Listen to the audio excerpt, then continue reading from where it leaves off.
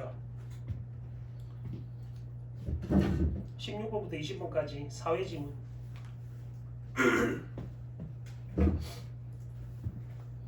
자, 16번, 17번은 일치불일치, 18번은 생략된 전제 추론, 19번은 중심 내용의 보기 적용, 20번은 문맥적 의미 파악. 참고로 내가 어제 거하고 오늘 하는 거는 분석한 거 나중에 단톡방에 올려줄 테니까 그걸로 나중에 확인해래. 선생님 어떻게 정리했는지 잘 보시고. 자, 첫째 단어부터 보자. 자, 16번하고 비교해봐. 16번 같은 문제가 거의 시그니처 문제대. 기업 미은의 주장을 이해하라 했지. 기호가 몇 개? 2개밖에 없으니까 쌤이 우리 교재할 때도 가르쳐줬지. 기억은 동글배로 체크한다. 미은은 세모로 체크해서 독해하시면 된다. 시험 칠 때는 다 적어가면서 할 시간 여유가 안 되니까 그렇게 표시를 하는 습관을 가지라고. 자, 막스는 사물의 기억에 동글배 쳐라. 경제적 가치를 사용 가치와 교환 가치로 구분하면서 자본주의 사회에서는 경제 가치가 뭐에 의해서 결정? 대답해. 뭐에 의해서 결정? 그러니까 마르크스는 교환 가치를 자본주의 사회에서는 교환 가치가 더 중시된다라고 생각하고 있지. 동글배기 치고 묶어. 막스는 자본주의 사회를 교환 가치에 의해서 결정된다라고 봤다. 사용 가치는 사물의 기능적 가치를, 교환 가치는 시장 거래를 통해 부여된 가치를 의미하는데 사물 자체의 유용성은 고정적이므로 시장에서의 수요와 공급에 의해서만 경제적 가치가 결정된다고 보았기 때문이다. 자, 수요 공급에 의해서만 경제 가치가 결정된다고 보았기 때문에 교환 가치를 중시했다는 말이다. 또한 접속 확인. 그는 사물 거래 가격은 결국 사물의 생산 비용, 그것도 동글비 결정된다는 점에서 소비를 생산에 종속된 현상으로 보고 소비의 자율성을 인정하지 않았다. 소비는 어디에 포함? 생산에 포함되어 있다라고 봤다. 막스 주장과 달리 보드리아르는 이만은 세모로 표시해. 교환 가치가 아닌 사용 가치가 경제적 가치를 결정하며 사용 가치도 세모. 자본주의 사회는 소비 우위의 사회라고 주장했다. 이때 보드리아르 소비 우위 그것도 세모쳐라. 막스는 소비를 생산에 종속됐다고 봤잖아. 근데 보드리아르는 소비 우위의 사회라고 주장했다. 이때 보드리아르가 제시한 사용 가치는 사물 자체의 유용성에 대한 가치가 아니라 욕망의 대상으로서 기호가 지니는 기능적 가치, 즉 기호 가치를 의미한다. 그것도 세모. 사용 가치랑 묶어. 그러면 막스랑 보드리아르는 서로 반대되는 입장이다. 그제? 기호는 어떤 대상을 지시하는 상징으로 문자나 음성같이 감각으로 시각되는 기표와 의미 내용인 기의로 구성되는데 기표와 기의의 관계는 자의적이다 라고 했어. 이 말이 좀 어려운데 좀 이따 설명해 줄게. 가령 이게 어려우니까 가령이라고 예를 들어 설명하는 거야. 가령 뒤에 봅니다. 남성이란 문자는 필연적으로 어떤 대상을 지시하는 게 아니며 여성이란 기호와의 관계 속에서 의미 내용이 결정된다. 다시 말해 어떤 기호의 의미 내용을 결정하는 것은 기표와 기의의 관계가 아니라 기호들 간의 관계, 즉 기호 체계이다. 자, 그러면 이거를 방금 읽은 거를 간단히 정리하면 이렇게 하면 돼. 기호 체계를 두고 남성인지 여성인지를 의미하는 판단 체계로 삼는다는 말이에요. 기호 체계가 분모다. 쉽게 말하면 기호 체계를 기반으로 하고 남성이란 말 자체는 여성과 대비될 때 의미를 가진다는 뜻이야. 자, 자의성이란 말이 나왔는데 이것도 정의를 설명해 줄게. 자의성이란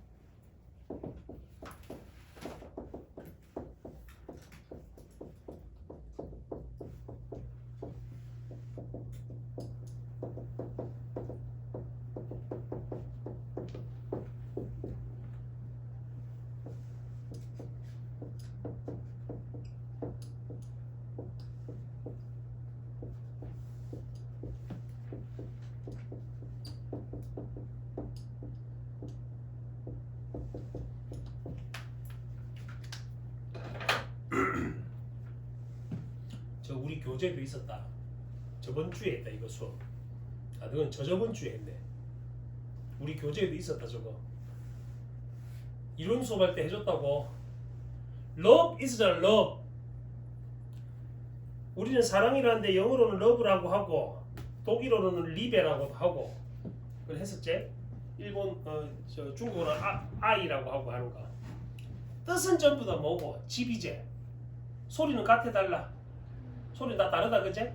그러니까 음성과 의미 사이에서 연관이 필연적으로 연관이 있다라 연관은 없다라는 뜻에 가진 게 자의성이란 말이다.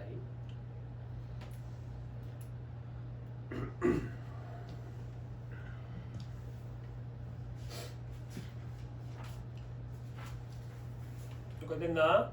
보드리아르는 자본주의 사회에서 대량 생산 기술이 발전하면서 소비자가 기후 가치 때문에 사물을 소비한다고 봤다.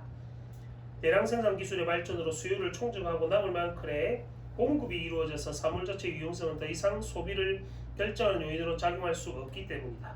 세 가지를 묶어 대량 생산 기술, 기호 가치, 그다음에 공급, 유용성은 별 의미가 없다고. 결국 소비를 결정하는 요인으로 작용이 안 되는 거는 남아서 그런 거다. 남아서. 그래, 쌤 봐. 자, 봐봐. 너가 슈퍼마켓에 갔는데 물건을 살 때 맛동산 좋아하니? 맛동산. 땅콩으로 버무린 기름 과자.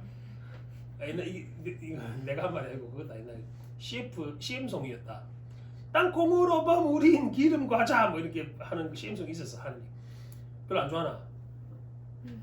아, 너 뭐 좋아하는데? 과자 하나만 얘기해봐. 초코송이. 초코송이? 초코송이 오래된 과자다. 초코송이가 있고, 그러니까 네가 초코송이 좋아하는 데 있으니까 초코송이라는 게 있고, 초코송이랑 똑같은데 바깥에 상표는 표지는 그림도 똑같고 숨은 그림 찾기도 있고 그래. 근데 옆에 초코 대가리라는 과자가 있어. 뭐 사 먹을 거야? 초코송이. 초코송이 사 먹겠지. 그게 뭔데? 보드리아르가 말한 기호 가치라고. 왜? 공급은 졸라 많아. 근데 누구는 우리 메이커를 사지 아디다스를 사입지 아디두스를 사질 않을까 이가. 그제? 놀스페이스를 사지 뭐 사우스페이스를 사지는 않을 거 아니야. 그제? 그게 뭐라고? 보드리아르가 말한 기호 가치란 말이야.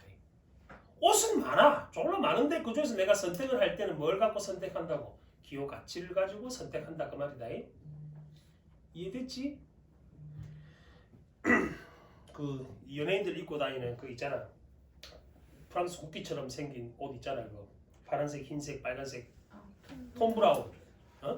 톰 브라운이는 옷이 있는데 내가 얼마 전에 쿠팡에서 비슷한 옷을 봤어. 톰 블랙이라는 옷이 있더라고. 근데 똑같아. 근데 그 바깥에 상표는 없으니까 이것만 보고 사람들이 근데 이 가디건은 5만 원밖에 안 하는데 그 가디건은 뭐 몇백만 원씩 하고 그러대. 그걸 돈 주고 사나? 와, 난 대단한 사람들이다 그 사람들. 그거 입고 다니면 좀 간지가 나는 거야? 간지가 나는 거야? 명품이 의미가 있나? 사람이 명품이 돼야지. 옷만 잘 고되면 많아. 예를 들어 접속하기. 소비자는 특정 계층 또는 집단의 일원이라는 상징을 얻기 위해 뭘 소비? 방금 쌤 설명한 거지. 초코 송이를 사지 초코 대가리를 사지 않단 말이다. 이때 사물은 소비자가 속하고 싶은 집단과 다른 집단 간의 차이를 부각하는 기호로서 기능한다. 골프 치러 갈 때 추리닝 입고 가지 않잖아. 명품 옷을 입고 가잖아, 그지? 골프 웨어를 입고 가잖아, 그지? 몸빼 바지 입고 가지 않는다, 그지? 따라서 접속하기. 보드리아르에 따르면 자본주의 사회에서 소비의 원인은 사물이 상징하는 특정 사회적 지위에 대한 욕구, 즉 집단의 차이를 부각할 수 있는 욕구에 의해서 소비가 된다는 거예요. 요거 됐나? 차이 구별하겠지? 보드리아르는 현대인이 자연 발생된 욕구에 따라 자유롭게 소비한 것처럼 보이지만 사실은 강제된 욕구. 요도 세모. 연예인이 옷 사면 그거 따라 사고 싶은 거하고 똑같은 거다. 이는 기호가 다른 기호의 관계 속에서 의미가 결정되는 것과 관계된다. 특정 사물의 상징은 기호체계, 즉 사회적 상징체계 속에서 유동적이며 따라서 상징체계 변화에 따라 욕구도 유동적이다. 왜? 사회가 변하니까 욕구도 당연히 변할 수밖에 없겠지? 이때 대중매체 꼬마도 세모쳐 사물의 기의에 영향을 미치는 것. 기의가 쉽게 말하면 뜻이다 뜻 의미를 가리킨다. 기표는 문자나 음성을 가리키는 말이고 다시 봐요 이게 아까 자의성 어떻게 설명하대? 기표나 기의 사이에 필연적 연관이 없는 거라 했잖아. 표상되는 거야 얘는 음성과 문자 그 다음에 기의란 의미를 가리키는 말이다. 이 좀 어려울 수 있다 너한테. 그래서 지금 이해를 쉽게 하려고 선생님이 설명해. 초코 대가리 생각해라. 강제된 욕구 뭐 대중매체는 기의에 영향을 미친다. 그러니까 TV에 나오는 연예인들이 입는 옷차림 그리고 신경 쓰잖아 그제? 주방기구, 가구, 소파 이런 거 따라 사고 싶어 하잖아 사람들이. 현실이 대중매체를 통해 전달될 때 현실은 현실 그 자체가 아니라 다른 기호와 조합될 수 있는 기호로서 그것도 세모 추상화. 대중매체랑 묶어. 대중매체는 그래서 연예인들이 많어. 뒷돈 받고 유튜브에서 어떤 제품 소개하고 있었잖아요 그제? 가령 접속하기. TV 속 유명 연예인이 소비하는 사물은 유명 연예인이라는 기호에 의해서 새로운 의미 내용이 부여된다. 즉 뭐라고? 대중매체를 통해 추상화된다 라는 말과 같은 말이야. 요컨대 특정 사물에 대한 현대인의 욕망은 대중매체를 매개로 해서 자기도 모르는 사이에 강제된 욕구라고 했지. 보드리아는 실제 지가 원한 욕구가 아니고 TV를 보니까 저만 입고 다니니까 저만 멋있어 보여. 그래서 나도 따라 입어야지. 근데 그 피스는 안 나. 그지? 나는 일반인이니까. 보드리아르는 기술 문명이 초래한 사물의 풍요 속에 현대인의 일상생활이 사물의 기호 가치와 이에 대한 소비에 의해 규정된다고 보고 자본주의 사회를 그것도 세모 소비사회로 명명했다. 아까 말했다시피 보드리아르는 사용가치, 소비 우위의 사회를 주장했던 사람이었다. 세모로 표시해놓는 이유 알겠지? 그럼 이 글의 핵심 화제는 막스가 아니고 보드리아르의 이론이 핵심 화제가 돼. 그렇겠지? 그의 이론은 소비가 인간의 미치는 영향을 비판적으로 성찰해야 한다는 점을 시사한다. 비판적으로 성찰해야 된다는 말은 뭐 반성해라 현대인들아 그 말이지. 명품 따라 사지 마라. 초코 대가리 다 먹어봐라 이런 얘기다. 나는 맛동산 얘기를 한 게 실제로 그 촌에 가면 슈퍼에 맛동산하고 똑같은 과자가 있어. 땅콩을 보면 기름 과자 모양도 있고. 맛동산은 안 팔아 그 집에. 근데 다른 과자가 있어. 이름이 꽃이다야. 이름 꽃이다인데 그 맛동산을 먹고 싶으면 음수니까 얘라도 사야 될 거 아니야 대체제로. 근데 사서 먹어봤는데 맛있어. 별 차이가 없어. 땅콩이 오히려 더 많은 느낌이었어. 그 다음부터 꽃이다만 사 먹었어. 누구도 봐라. 학원이 만약 이게 좀 우리는 지역에 있는 동네 학원이니까 그렇다 치지만 뭐 쌤이 요거 오래되기도 했고 국어학원 하면 뿌린 걸 이렇게 나는 자부를 하는데 만약 뿌린 걸 국어학원이 있고 옆에 뭐 대치동에서 내려온 국어학원이 있다 치자. 대치국어. 실제 대치도 강사가 내려와서 수업을 한다. 그럼 일단 기호 가치를 보면은 그쪽으로 사람들이 많이 갈라하겠지. 기본적으로. 근데 내가 이길 수 있어. 다 지잘 맛에 사는 거니까. 16번에 적절한 거 5번이 답인 유제. 16번 같은 문제 어떻게 풀어야 돼? 기억은 동글뱅이를 동글뱅이로 설명했는지 3, 4, 5번은 세모를 세모로 설명했는지 그거 찾는 문제다. 그럼 5번 선지 보면 뭐가 소비의 원인이라고? 기호 가치가 소비의 원인이다. 세모를 세모로 설명한 거 찾으면 5번이 답이 된다. 그지? 17번은 1번이 왜 틀렸노? 구체성 아이고 아까 뭐라 돼? 추상성을 강화시킨댔지. 추상화시킨다. 아까 세모 쳐놨지?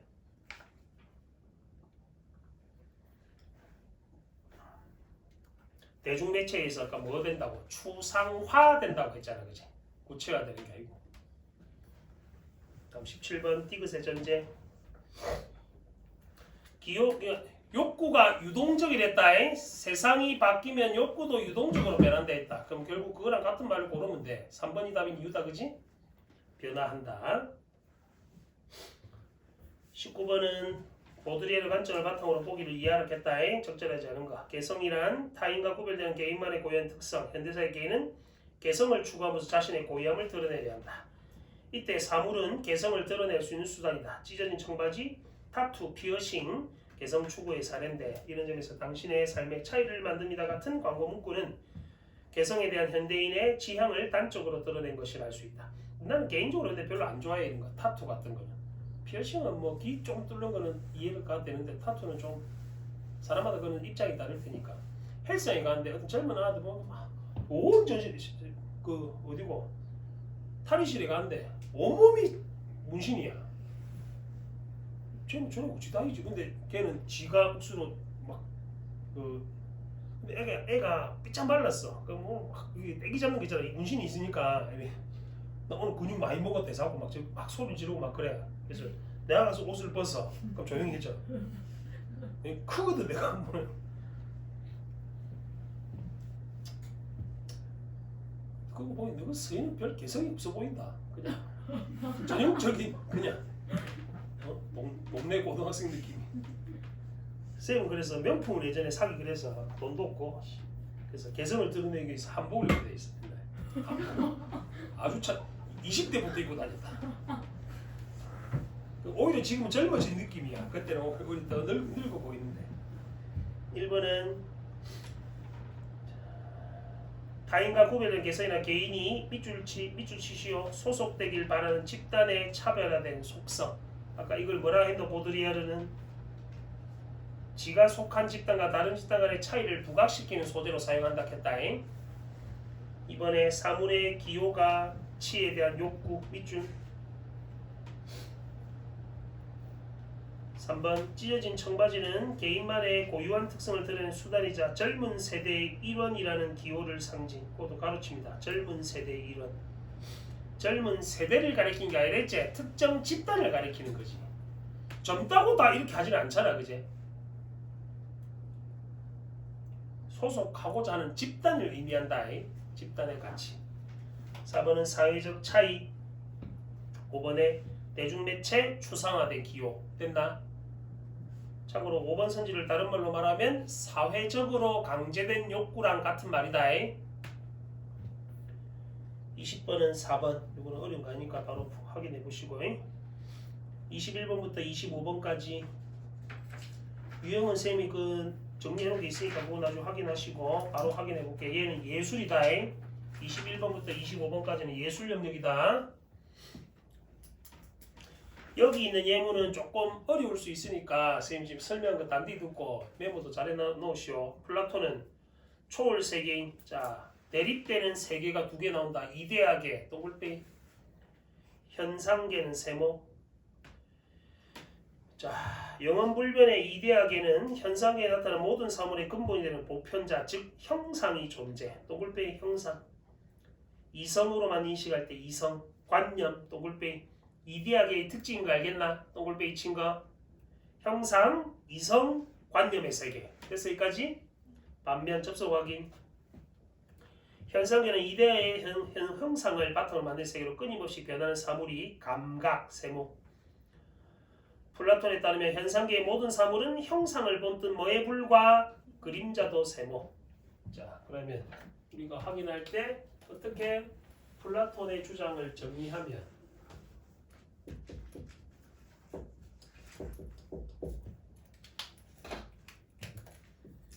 이데아계, 현상계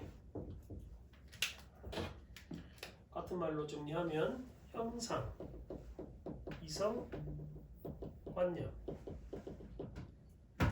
감각, 지각된 세계. 이 현상계대.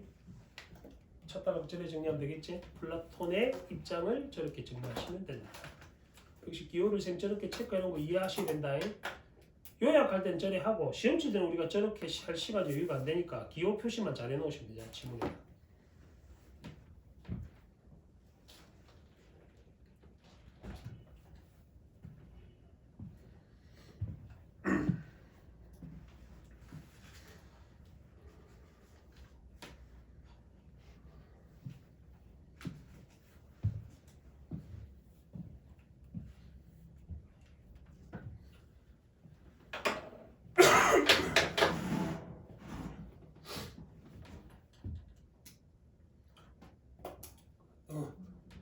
영어 모의고사 치다 보면 플라톤이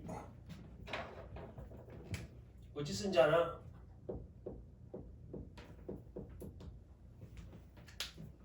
저기 알고 있나? 뭐야?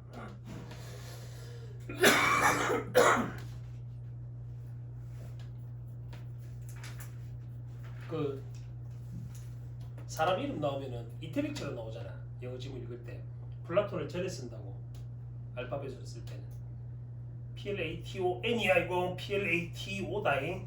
발음은 플레이도라고 해. 플레이도. 알아. 혹시 영어 지문 독해할 때 나올 수도 있잖아. 자, 이러한 지시와 확인.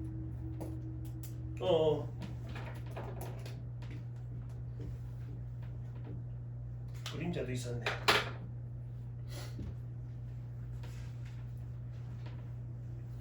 예술을 감각 가능한 현상의 모방이라고 보았다. 예술도 세모. 자, 예술을 여봐. 현상의 모방이라고 봤다고. 예술을.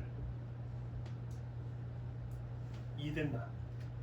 현상의 그러니까 우리 현상계는 이데아를 모방했고 예술은 다시 현상을 모방했어. 그 플라톤 주장이 나중에 뭔 얘기하냐면 시인을 쫓아내자 이런 말 하거든.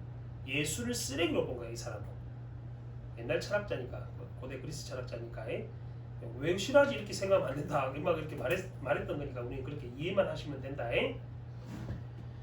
예를 들어 목수는 이성을 통해 침대 형상을 인식하고 보시오. 이성을 통해 침대 형상을 인식하고 모방해서 현상계에서 침대를 만들어. 이해됐어? 그리고 화가는 감각을 통해 이 침대를 보고 목수가 만든 침대를 보고 그림을 그리는 거야. 모방에 모방을 거치지. 그 얘기다잉. 결국 접속하기. 침대 그림은 보편자에서 두 단계 떨어져 있는 어떤 것? 열등한 것. 보편자에서 두 단계 떨어져 있는 거 알겠지? 보편자가 이데아계다잉. 형상에 대한 참된 인식을 방해하는 허구의 허구. 무슨 말이고? 허구의 허구에 불과하단 말이야. 이데아계의 형상을 모방해 생겨난 게 현상인데 예술의 현상을 다시 모방한 것이기 때문에 그럼 이 그림으로 두 단락 정리되지? 이해된 여기까지? 그럼 예술을 개쓰레기로 본 거다. 플라톤은 시가 해화와 다르다 봤다. 고대 그리스에서 음유시인은 허구의 허구인 서사시나 비극을 창작하고 이를 작품 속 등장인물 성격에 어울리는 말투, 몸짓 같은 감각 가능한 현상으로 연기에 다시 허구를 만들어냈다. 이 과정에서 음유시인의 연기는 인물의 성격을 드러내는데 이는 감각 가능한 외적 특성을 모방, 감각으로 파악될 수 없는 내적 특성을 드러내는 것이었다.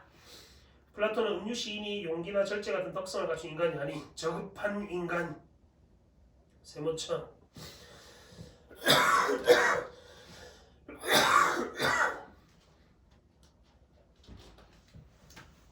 가령 화를 잘 내는 인물은 목소리가 거칠고 안색이 붉어지는 등 다양한 감각 가능 현상들을 모방해서 쉽게 표현할 수 있는데 용기나 절제력인 인물에 수반되는 현상은 표현하기 어렵기 때문에 따라서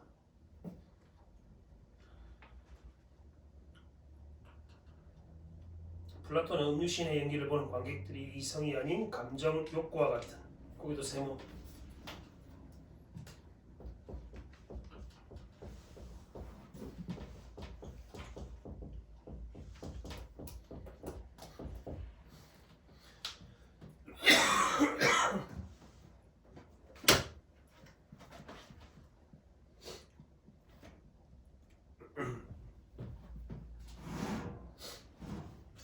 이건 여기는 없는데 플라톤이 주장한 거다.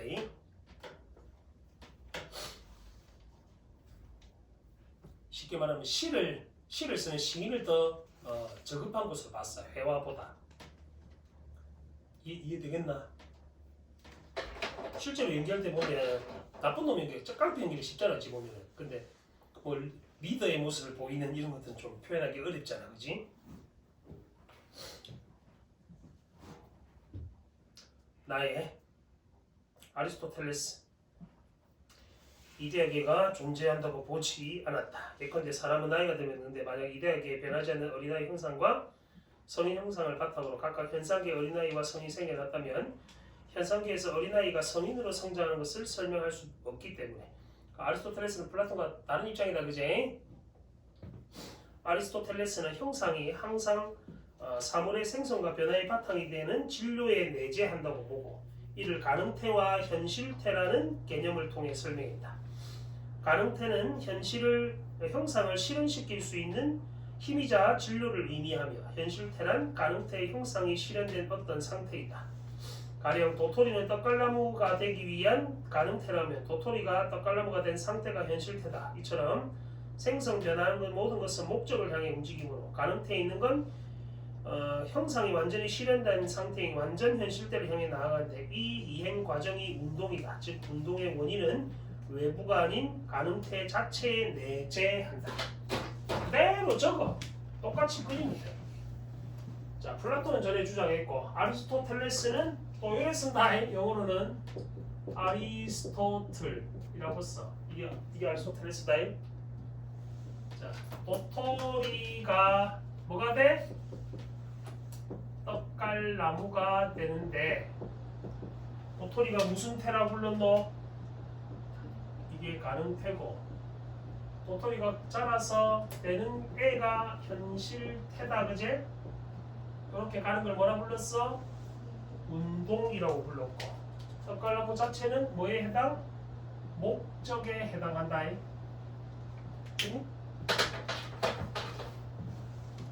인문영역은 본인이 저렇게 손으로 그림을 그리든지 뭘 하든지 간에 정리가 완벽하게 되는 게 좋아. 그래서 지문 이해가 수월해지니까 연습을 해야 돼.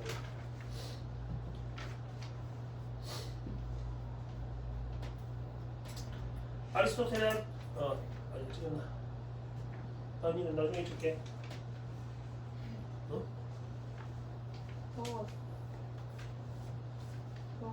적었다고 봐. 빨리 적어. 아리스토텔레스한테 예술의 목적은 개개의 사물에 내재하고 있는 보편자, 즉 뭘 표현해내는 것? 형상을 표현해내는 것이다. 이런 점에서 그는 시가 역사보다 우월하다고 주장. 아리스토텔레스는 시를 더 좋게 봤다. 그제? 역사는 개별적 사건 기록일 뿐이지만 시는 개별적 사건에 깃들어 있는 보편자를 표현한 것이기 때문이다. 아리스토텔레스는 인간의 예술을 통해 쾌감, 체크합니다. 이걸 뭐라게? 자주 들어봤다. 아리스토텔레스의 주장은 예술을 역사보다 우위에 있다고 봤어.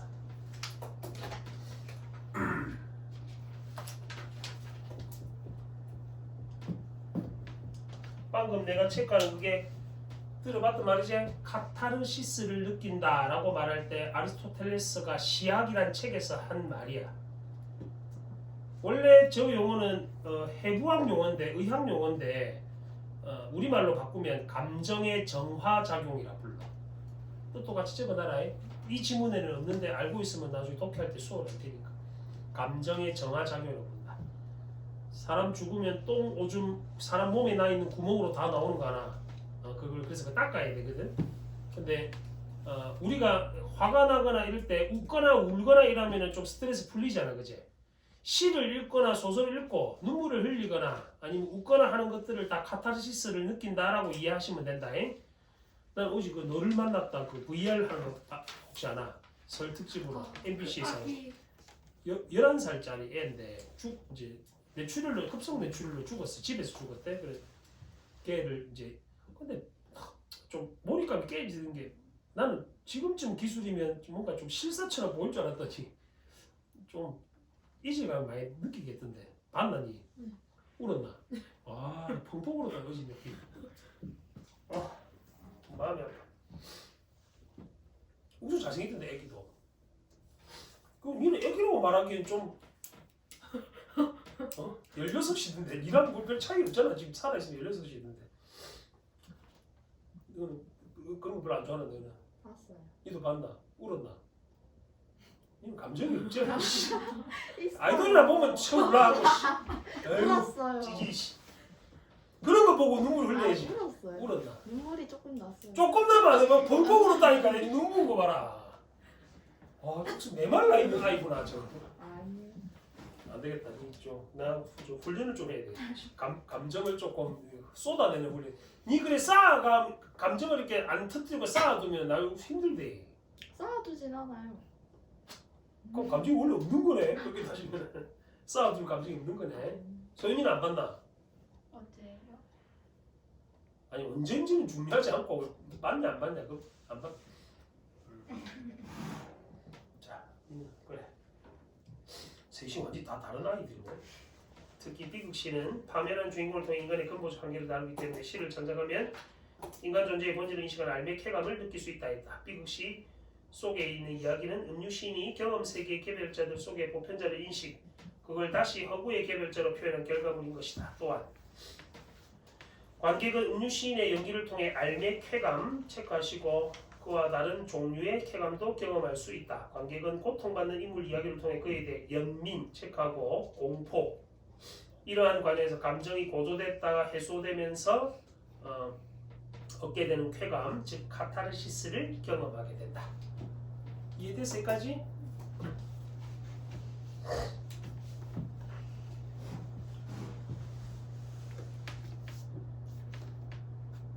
이제 단적인 예로 우리가 영화를 보면 범죄도시를 너 범죄도시는 봤나? 안 봤고. 봤어요. 어? 봤어요. 봤어. 왜 봤는데? 마동석이 좋아서. 마동석이 좋았어. 마동석은 잘생기지 않았잖아. 왜 그러는데? 뭔가 좀 호감. 왜? 호감이 좀. 왜 호감캔데? 폭력적이지 않나? 서글서글하게 생겼. 서글서글하게 생겼다고? 너 아이돌을 좋아하는 거랑 그거랑 전혀 다른 느낌인데. 아니 막 그렇게. 니는 마동석 안 좋아하나? 마동석은 힘이 세 보여서 좋아요. 알게. 야, 그거 무슨 논리인데? 니 무슨 말하면 니 입장이 좀 이상한데? 사람을 대하는 그 기준이? 그럼 나는 힘이 약해 보이나? 그럼 마동석만큼 키우면 된 거가 내가. 아니 쌤 싫다고 한 적 없어요. 좋다고 한 적도 없잖아. 알았어. 와, 다은이 마음에 들기 위해서 그 걔처럼 될 수는 없고 내가 마동석처럼 될 수는 있을 것 같다. 열심히 공부하면. 여름에 봐라 씨. 팔뚝을 다 키하고 21번 적절한 거.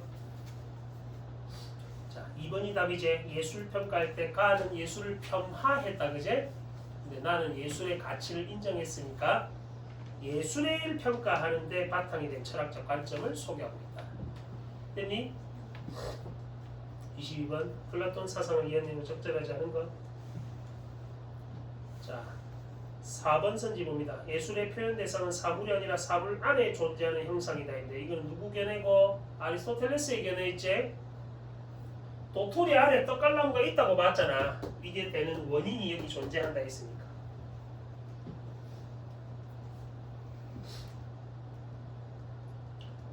(23번) 형상과 진료에 대해서 이해한 내용으로 적절하지 않은 것.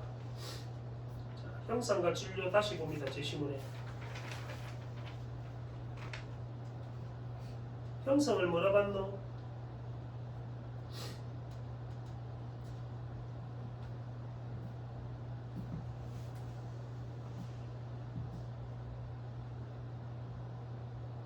형상과 진료할 때 형상이 뭐에 해당해?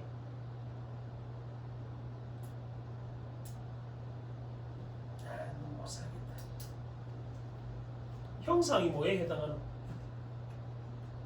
진료? 형상이 진료에 해당하노? 네. 형상이 뭐에 해당하냐고? 진료. 응? 형상은 진료에 내재한다라고 봤잖아.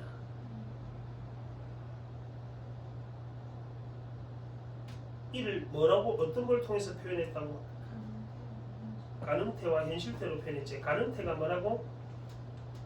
진료고 현실태가 형상이 실현된 어떤 상태라 불렀잖아. 그러면 형상과 진료의 관계는 뭐의 관계고?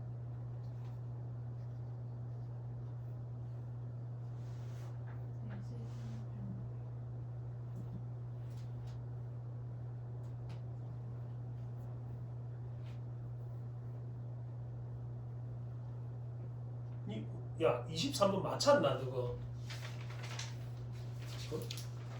맞았어? 틀렸어?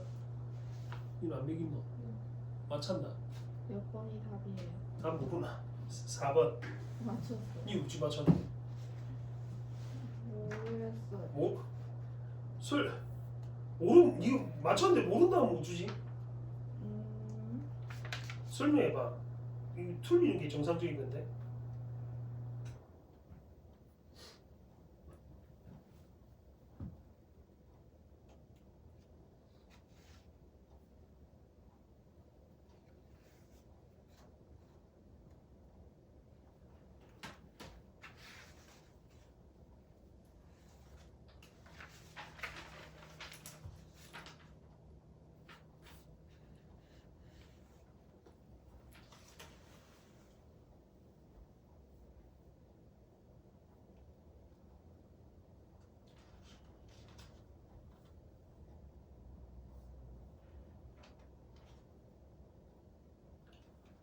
둘째 단락 다시 봐. 제시문에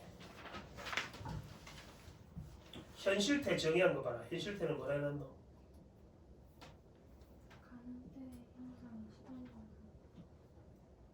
가능태의 형상이 실현된 상태라 봤지.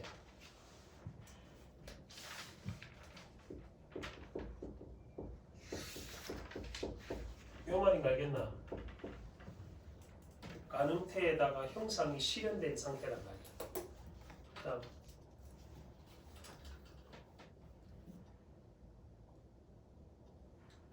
가능태는 진료라고 봤지. 그럼 이제 형상과 진료의 관계로 관계가 같다 했는데 형상과 진료의 관계가 같은 게 아니고 현실때는 가능태 플러스 형상의 상태고 그러니까 다르다라고 해야지 맞는 말이지. 4번이 답이 되는 이유다. 됐니? 항상 정의를 한 거 잘 봐. 정의를 봐야지 실수를 안 한다. 24번 별표 치고 24번 문제가 비판 문제다. 선생님 수업 시간에 가르쳤지? 비판할 때 어쩌라 돼? 일단 문제 봐봐. 누구 입장에서 기억을 비판하라고? 아리스토텔레스 입장으로 기억을 플라톤을 까란 말이다. 어떻게 푸느냐?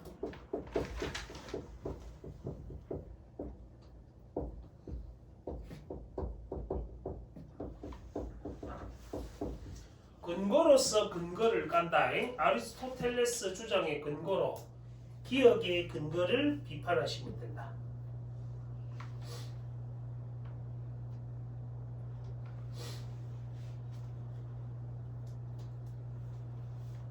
자, 기억의 전제부터 찾아봐. 기억의 전제는 뭐고? 현상계의 모든 사물은 형상을 본뜬 그림자에 불과하다. 왜? 현상계는 모방한 거라. 이데아계를 모방했다 했지. 근데 플라톤은 뭐라 돼? 도토리가 떡갈나무가 되듯이 이행관계가 설명이 돼야 되는데 그게 안 되니까 설명이 안 된다라고 보면 되잖아. 그래 이데아계를 인정하지 않았지 플라톤은. 아리스토텔레스는. 그래서 1번이 답이 되는 이유다. 비판할 때. 근거로 근거를 비판한다. 1번에 현상계 사물이 생성 변하는 이유 이게 뭐랑 같은 말이냐면 어린아이가 노인이 되는 과 성인이 되는 과정과 같은 말이야. 이해됐지? 25번 플라톤과 아리스토텔레스가 보기 대해 보일 반응으로 적절하지 않은 것. 고대 그리스 비극시 일단 플라톤은 오이디푸스 왕이라는 작품을 부정적으로 봐야 되겠지. 아리스토텔레스는 긍정적으로 봐야 돼. 기본. 주인공 오이디푸스는 자신에게 주어진 숙명에 의해 파멸당한 인물이다. 비극시를 보면 은유씨는 목소리, 몸짓으로 작품 속 오이디푸스를 관객 앞에서 연기한다. 은유씨의 연기에 몰입한 관객은 덕성을 갖춘 주인공이 특별한 잘못이 없어도 불행해지는 모습을 보고 연민과 공포를 느낀다. 거기 체크해. 연민과 공포는 아리스토텔레스 입장에 따른 뭐에 해당하노? 카타르시스를 느낀다라는 말과 같은 말이다. 자, 1번 선지 셋째 줄 다시 본뜬 허구. 예술은 모방이라 했지. 2번 플라톤 둘째 줄에 가로친다. 감각으로 파악할 수 없기 때문에 가로치고. 자, 아까 뭐라 돼? 예술을 현상계를 모방했다 했지. 감각으로 지각 가능한 거잖아. 청각으로 들을 수 있잖아. 그지? 그래서 2번이 적절하지 않은 이유다.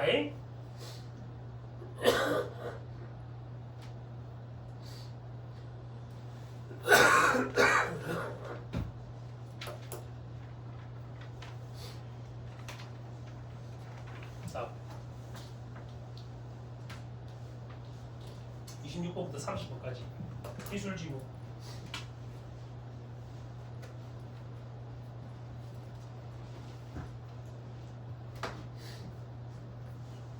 27번 봐봐.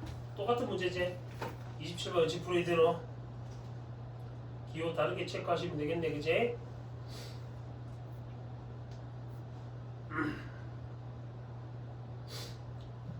컴퓨터 네트워크에서 데이터가 저장될 때 수신된 데이터에 오류가 있는 경우 세모치고 문제점에 해당한다, 그제? 오류를 검출하기 위해 송신기는 오류 검출 부호를 포함한 데이터를 전송하고 수신기는 수신한 데이터를 검사해 오류가 있으면 뭘 요청? 재존성을 해라고 요청한다. 오류가 생겼을 때 송신기와 수신기의 데이터 차이를 이렇게 설명 중이다. 수신한 데이터에 오류가 있는지 검출하는 가장 간단한 방식이 페리티 검사. 더블베이 치고 니은의 CR식 방식은 세모겠다, 그제? 기음, 미음 구별해서 독해한다. 이 방식은 전송할 데이터에 페리티 비트라는 오류 검출부호를 추가하는 방법으로 페리티 비트를 추가해 데이터의 1의 개수를 짝수나 홀수로 만든다. 1의 개수를 짝수로 만드는 걸 짝수 페리티, 홀수로 만들면 홀수 페리티. 송수신기는 모두 같은 방식을 사용해야 된다. 예를 들어 접속 확인. 짝수 페리티를 사용하면 송신기는 데이터의 1의 개수를 짝수로 만들어서 전송하지만 만일 수신한 데이터의 1의 개수가 홀수가 되면 오류가 발생했다고 판단하겠지. 이해됐나? 항상 머릿속에 컴퓨터 데이터는 0, 1 두 개밖에 없다. 근데 여기서는 1의 개수를 짝수 페리티에서는 1의 개수를 짝수로, 근데 홀수로 수신되면 오류가 났다고 보는 거야. 이해됐지? 하지만 접속 확인. 검사는 수신한 데이터에서 짝수 개의 비트에 오류가 동시에 있으면 이를 검출하기가 어렵다. 이거는 뭐? 한계 지점이다. 짝수계의 비트에 오류가 동시에 있으면 이를 검출이 안 된다. 짝수계를 보냈는데 여기 동시에 오류가 있을 때는 검출이 안 된다고. 또한 오류 발생 여부를 검출할 수 있을 뿐 데이터 내 오류 위치를 알 수 없다. 그것도 세모. 문제점인 거 알겠지? 두 개. 페리티 검사의 문제점 두 가지를 소개했다에 다음 전송할 데이터를 2차원 배열로 구성해 페리티 비트를 생성하면 오류 발생 여부뿐 아니라 오류 위치도 알아낼 수 있다. 2차원 배열로 구성하면 이 한계 지점을 해결할 수 있다 하재. 예를 들어 송신기가 이런 숫자를 전송한다 하자. 송신기는 이를 2차원 배열로 구성하고 가로 방향인 모든 행과 세로 방향 모든 열의 페리티 비트를 생성하는 이를 포함한 데이터를 전송한다. 수신기는 수신한 데이터의 각각의 행과 열의 1의 개수를 세어 오류를 검사한다. 1의 개수를 센다 했다 하지 몇 개 있는지. 만약 어떤 비트에 오류가 발생하면 그 비트가 포함된 행과 열에서 모두 오류가 검출된다. 따라서 접속 확인. 오류가 발생한 위치를 알 수는 있는데 다만 이것도 한계 지점이지. 동일한 행 또는 열에서 짝수계의 오류가 발생하면 위치를 또 알 수가 없게 되는 한계가 있대. 자, 그러면 페리티 방식에서의 한계에 대해서 소개했다. 해결책을 하고 2차원 배열을 제시를 했지만 여기서도 역시 한계는 있다. 한계 지점은 한계라고 딱 표시를 해놔야 돼. 묶어놓고. 됐니? 다음 CRC 방식. 미리 선택된 생성 부호를 사용해 오류 검출 부호를 생성하는 방식인데 전송할 데이터를 생성 부호로 나누어서 오류 검출 부호를 생성하는데 모듈로 2의 연산을 활용한다. 모듈로 2 연산은 자릿수가 제한된 상태에서 나머지를 구하는 연산으로 해당 자릿수의 비트 값이 같으면 0, 다르면 1. 요거 체크해야 돼. CRC 방식의 특징이지. 비트 값이 같으면 0, 다르면 1. 그림과 같이 생성 부호가 1011이고 전송 데이터가 110101인 경우를 보자. 전송할 데이터는 오류 검출 부호를 추가해야 되기 때문에 그만큼 비트가 더 필요하다. 송신기는 전송할 데이터 오른쪽 끝에 생성부의 비트 수보다 하나 작은 비트 수만큼 0을 추가한 후에 이를 생성 부호로 나누고 그 나머지가 오류 검출 부호가 된다. 송신기는 오류 검출 부호를 포함한 데이터 110.10.1111만을 전송하고 수신기는 수신한 데이터를 송신기와 동일한 생성 부호로 나눈다. 수신한 데이터는 전송할 데이터에 나머지를 추가했으므로 오류가 없다면 생성 부호로 나누었을 때 나머지는 0이 된다. 이때 나머지가 0이 아니면 수신한 데이터에 오류가 있다고 판단한다. CRC 방식은 복잡하지만 여러 개 오류가 동시에 생겨 이를 검출할 수 있어서 오류 검출 확률이 높다. 그래서 CRC 방식의 의의를 밝히면서 마무리하고 있는 글이었어. 페리티 방식보다는 이게 오류 검출 그게 높겠다, 그지? 이 문제가 29번 문제제. 29번 문, 이 30번 문제다, 그지? 30번 문제. 29번은 홀수 페리티 활용 관련한 문제고, 페리티 방식. 그다음에 30번 문제가 CRC 방식에 대한 문제다. 자, 26번에 적절하지 않은 거. 자, 결국 CRC나 페리티 방식을 물어보는 문제일 텐데 1번이 틀린 이유가 뭐 때문에? CRC 방식은 아까 어떤 생성고를 어떻게 하되? 미리 선택된 생성고를 쓴다 했지. 근데 1번에서는 만들어낸다 하니까 답이 안 되는 거야. 찌질하게 구석구석이 낸단 말이야. 그것만 잘 찾아내면 된다. 2, 3, 4, 5번을 확인해 보시고 27번은 적절하지 않은 거. 니은 기업과 달리 데이터 오류를 검출하기 위해서 송신기와 수신기 모두에서 가로차 모두에서 오류 검사를 한다. 이게 잘못된 말이네. 송신기에서는 오류 검사 안 하지. 수신기가 오류 검사를 해야지. 송신기는 보내는 거잖아. 이게 잘못된지 안 되는지 판단하는 게 수신기다. 이거. 송신기도 오류 검사를 한다 하니까 잘못된 설명이다. 그지? 28번 가의 이유.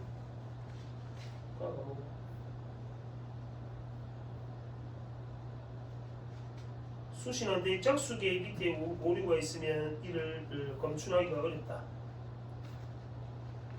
아까 전에 친구들 아까 전에 짝수 페리티를 사용할 때 뭐가 되면 오류가 발생한다고 판단한다고? 아니 이거 뭐 하는데? 짝수 페리티에서 수신기가 뭐라고 판단이 되면 오류라고 판단한다고? 홀수라고 되면 판단은 됐잖아. 오류라고.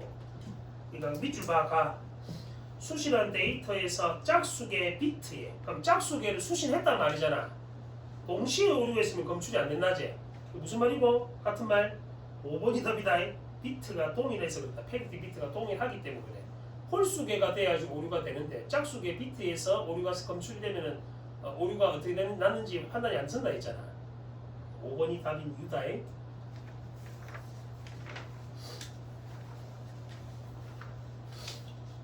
29번은 숫자 적어야지. 1의 숫자 적어봐. 행렬에 행부터 봐. 맨 위에 건 얼마고? 1의 숫자가 몇 개고? 3. 두 번째 행은 6. 세 번째 행은 3. 그 다음에 열도 체크해봐. 첫 번째 열 1. 두 번째 3. 계속 불러. 2. 3. 1. 1. 3. 그게 페리티 비트다. 행렬을 다 계산해서 적어놓고 풀어야 돼. 이 사람들아. 그냥 풀면 안 되고. 그 문제 못 푼다. 적절하지 않은 거.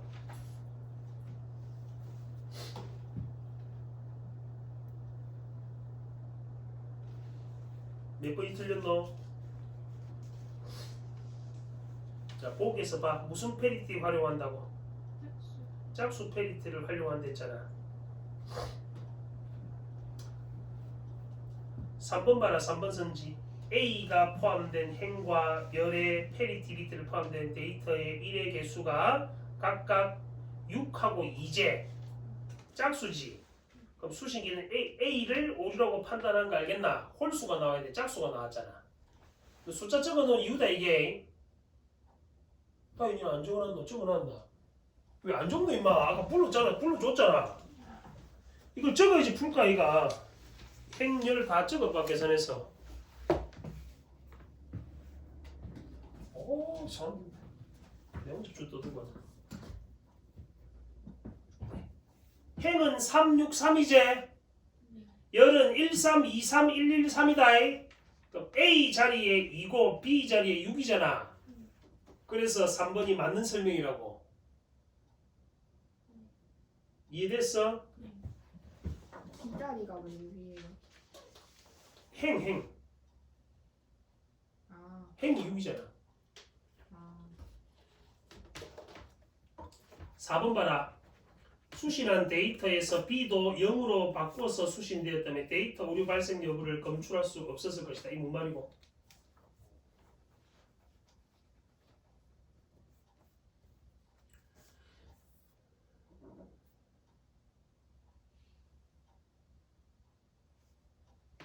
B가 0으로 바뀌어서 수신되면 어찌 되노?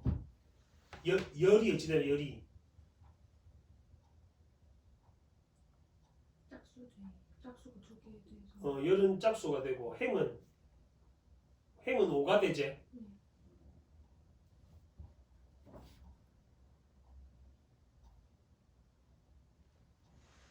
근데 일곱 번째 열의 1의 개수는 짝수가 되니까 여기서 오류가 있다고 판단하잖아. 오류 발생 여부를 검출해서 없는 게 아니고 짝수로 바뀌게 되잖아.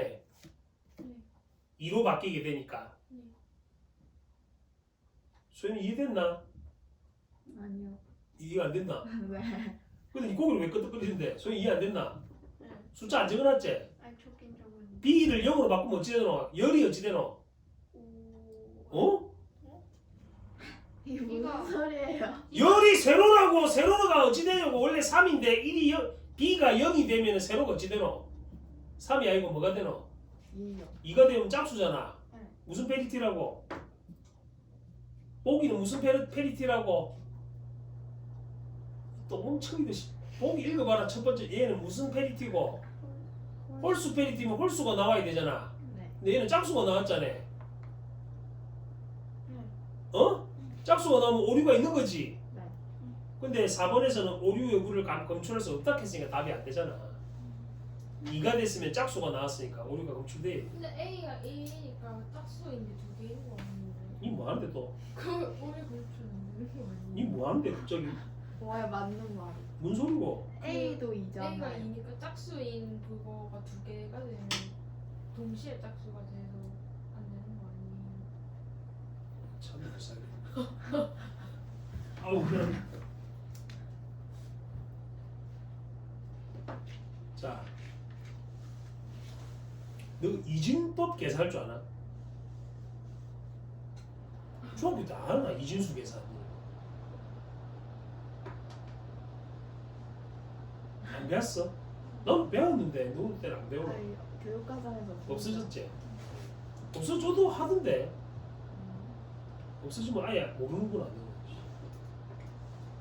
자, 다시 봐. 자, 숫자는 지금 다 적어놨지? 자, 지금 받은 데이터에서 B는 0으로 밖에 수신되면 두 번째 행은 지금 짝수의 비트에 오류가 발생하나 안 하나? 어? 두 번째 행. 안 하는 거 아니에요? 아니 얘 어째 배워? 너무 어려워요.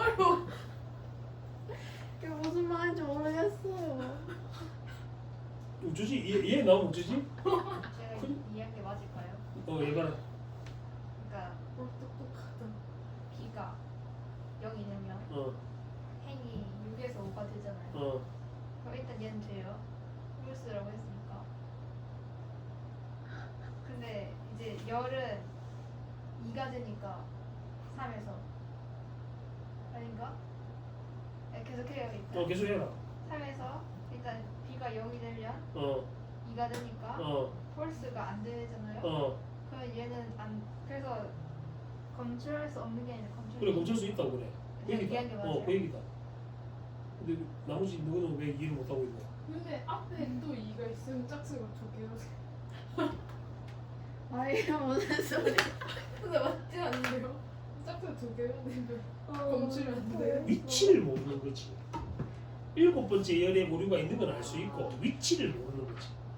한 개가 두 개 있었잖아. 네. 두 개 중에 위치는 모르지만 오류 여부는 알 수 있다고.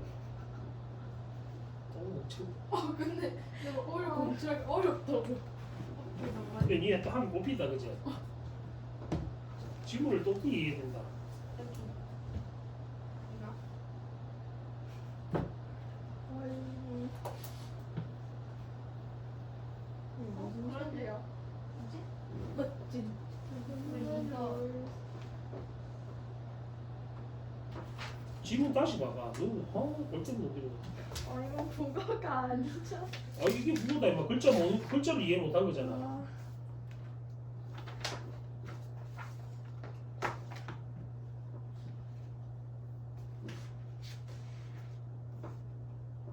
제시문에 있는 정보대로 이해해야 돼. 그러니까 쉽게 말하면 둘째다가 마지막 문장 봐봐.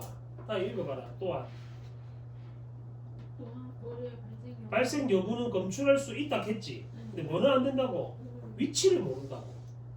그러니까 쉽게 말하면 페리티 검사의 특징이잖아. 발생 여부는 안다고 위치를 모를 뿐이지. 그러니까 보기에 매몰되면 독해를 못해. 윗글에 있는 말 그대로 이해하셔야 된다니까. 그럼 그대로 풀면은 4번이 왜 답이 안 되노? 검출은 발생 여부를 검출할 수 없을 것이다. 잘못되면 위치를 알지 못한다 하면 맞는 말이다. 거꾸로 설명하면 뭔 말인지 이해된다. 근데 더 웃긴 거는 1, 2, 3, 5번 다 제시문에 있는 말이 돼.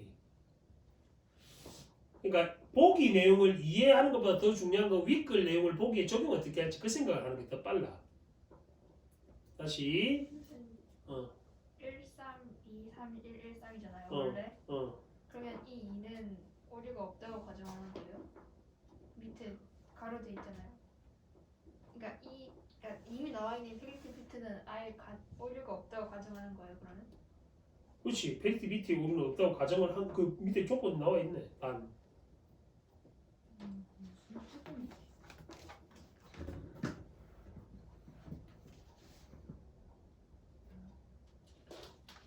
페리티 비트 자체에 오류는 없다고 가정을 했다고. 그거는 보기에서 단서를 달아준 거잖아. 왜냐면 오류가 있다고 볼 수도 있기 때문에 그게 예외 규정이 없게끔 만들려고 이렇게 표시를 해놓은 거야. 그럼 틀려도 그냥 없다고 생각해요? 아니지. 이 보기를 읽어봐라. 송신기는 홀수 페리티를 활용하는데 수신기는 데이터에 오류가 있다고 다음처럼 판단을 했잖아. 네. 판단한 이유가 짝수가 나와서 그런가 얘가. 2랑 6이 나와서. 그 얘기다 얘가 그 얘기. 아. 이게 엄밀히 말하면 내가 제시문이 독해가 안 돼서 그런 거거든. 다시 꼼꼼히 읽어봐야 돼. 있긴 있는데 없다고 가정한 거예요. 아니 페리티 비트에 오류는 없다고 가정한다고. 이거는 몰라도 돼 사실. 단 이거는 페리티 비트 자체에는 오류가 없다고 가정한다고. 오류는 지금 있는 거지. 근데 페리티 비트에 오류가 없다고 가정한다. 페리티 비트가 방금 뭐라 돼 있노? 010 행은 01010001이잖아. 점선 네모칸에 있는 거. 이게 오류가 있다고 주장할 수 있는 학자들도 있을 수 있잖아. 전문가들이 이의 제기를 못하게 하려고 하는 거라고. 이거는 신경 안 써도 돼. 그거는 중요한 게 아니다. 됐니? 자, 30번도 마찬가지. 디귿의 오류 검사 연산인데 윗글 바탕 보기를 이해한 내용으로 적절하지 않은가?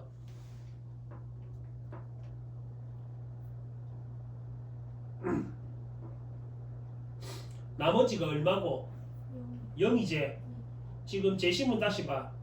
앞에 제시문 보면은 맨 끝에 오류 검출 부호로 뭐 얼마 나왔노? 111이 나왔지. 그러니까 뭐 제시문의 마지막 단락의 밑에서 6번째 봐. 다음 읽어봐라. 수신한 데이터는 그것부터.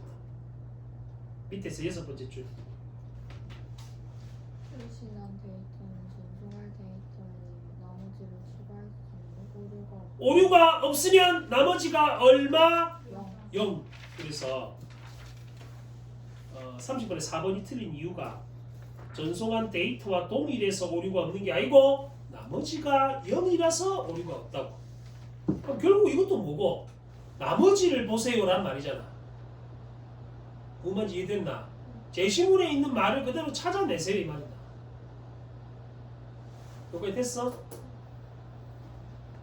소리 됐나? 소영? 잠깐. 30번이 몇 번이요? 4번.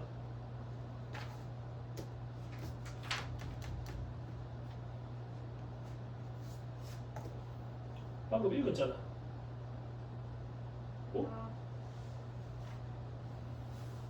저쪽 꺼줘라. 나오라. 빨간 거 누르줘.